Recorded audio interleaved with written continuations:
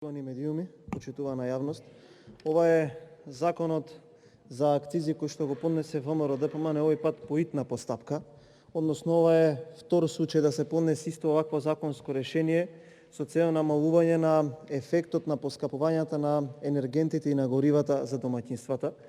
Како што можевме да видиме во изминатиот период имаше навистина големо поскапување на цените на горивата и за таа цел ВМРО ДПМН поднесе прво закон за акцизи каде што бараше фиксно да се намалат акцизите по литар на гориво, додека владата предложи во оние така наречени антикризни мерки еден модел во кој што намалувањето на акцизата по литар на гориво одеше по тоа како ќе се движеше нафтата на светските берзи, односно имаше три категории каде што до $110 до 1 денар, над $110 по 2 денари и над $140 4 денари.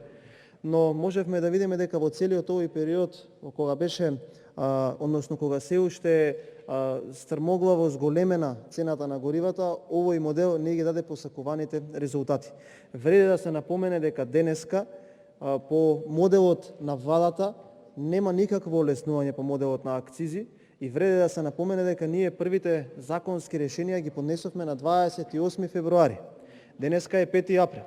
Доколку владата на 28 февруари ги прифатеше тие наши законски решенија, над 1,5 скоро месец граѓаните во Република Македонија ќе плаќаа поевтино од 12 до 9 денари по литар гориво.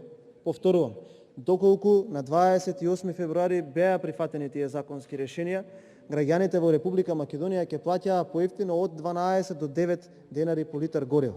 Тоа не се случи. Ние на 16 март, откако ова првично законско решение ни беше одбиено, поднесовме ново законско решение по итна постапка.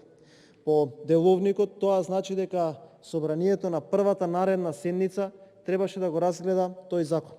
Денеска е првата наредна седница на 5 април. Се поставува логично прашањето: зошто ако нешто е толку важно и ако македонските граѓани се оптоварени од уште една криза, ние како собрание не давме сходен термин за порано да ја направиме оваа седница, па без разлика каков резултат ќе се случеше од исто ова законско решение. Зошто ве повикувам сите да го поддржиме ова? Затоа што веднаш кога ова законско решение ќе стапи во сила, дизелот ќе поевтини за 9 денари, бензинот ќе поевтини за 12 денари, а метанот и плинот ќе поевтинат за 5,5 денари. Зошто е важно метанот и плинот да поевтинат? Заради тоа што превозниците на патници доминантно возат на овие два енергенти, на метан и плин, и ова беше барање од Слобода превоз, односно Сдруженијето на приватни превозници на патници во градот Скопје. Има такво барање, може да се види да се најде секаде.